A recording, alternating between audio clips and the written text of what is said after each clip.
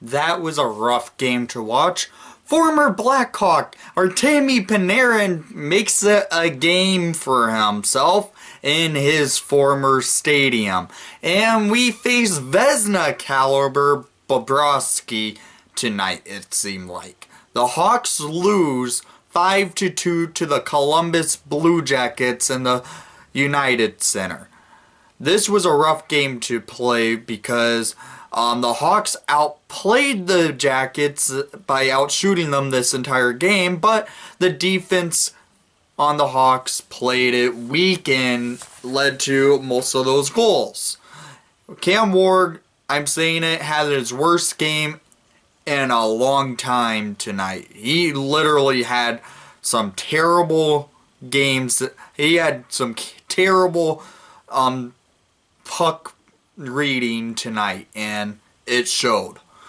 Hawks losing 5-2 to the Blue Jackets? How do you do that? Bobrovsky sucked all year, and you allow him to play Vezina caliber today? Jesus Christ, Hawks. So let's talk about the shots on net right now. First period, the Jackets and Hawks were playing basically back and forth hockey. It was 13-15 on the shot clocks in favor to the Blackhawks. In the second period, it was 9-20 in favor to the Blackhawks.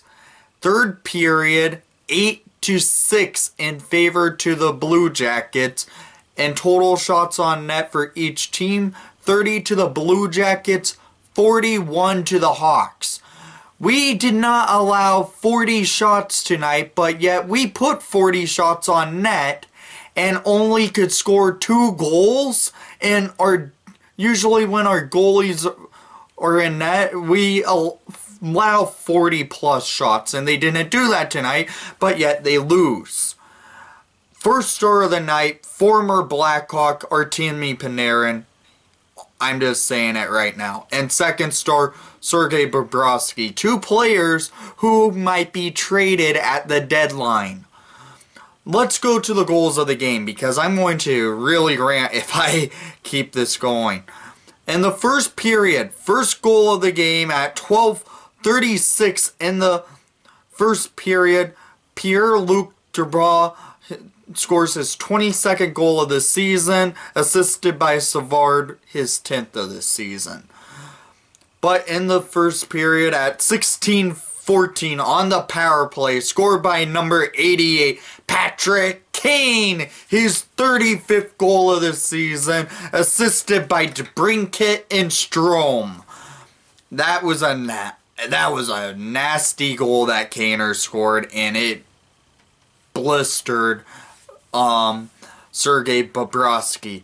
But 17 seconds later, at 6:31 in the first period, scored by the bread man Artemi Panarin, ex-Blackhawk, his 23rd goal of the season, assisted by Bergenstern.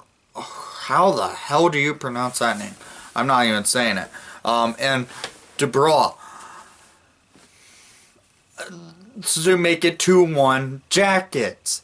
But that's not it in the first period. At 19:22 in the first period, Cam Atkinson scores his 32nd goal of the season, assisted by the breadman and Murray to make it 3-1 Jackets. But in the second period, where I told you the Hawks literally outplayed the Jackets this entire period, we only could score 1 goal in it. At 19:26 in the second period, literally 33 seconds remaining in the period, scored by number 19, your captain, Jonathan Toews, his 27th goal of the season, assisted by Gustafsson and Kane. This goal was a thing of beauty, I have to say that. It went from Gustafsson, feeds the puck to Kane. Kane feeds it right back to Gustafsson. Gustafsson takes it behind the net. Gus feeds it to Tays wide open net and goal by Jonathan Tays. It was a beauty. But that's our last goal of the game for the Hawks. So, to make it even worse, in the third period, 12 seconds into the period, on a tip in, Artemi Panarin scores his second of the night, his 24th of the season, assisted by Jones and Murray, to make it 4-2 Jackets. When I saw that go in, I knew the Hawks were done, because you don't allow early period goals like that. I'm sorry. And that was a terrible play by the Hawks to open up the period, because Tays won the opening faceoff in the period. Cuckoo then decides to ice the puck. So we go to the defensive zone, and the Jackets won the draw, and they ended up capitalizing it 12 seconds into the period. And at 15-16 in the third period, last goal of the game, Josh Anderson scores his 20th of the season, assisted by Murray, to make it 5-2 Blue Jackets.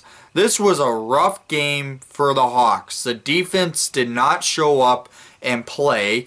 The power play got another goal today, but that was it. We only had one power play of the game, and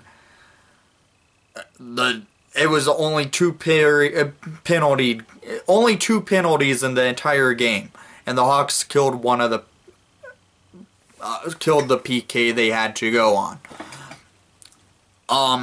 Honestly, the Hawks face Vezina caliber Bobrovsky today, who has not been that all season. It was ridiculous. I thought we could have had a chance on going into this game, because Bobrovsky's been rough this year.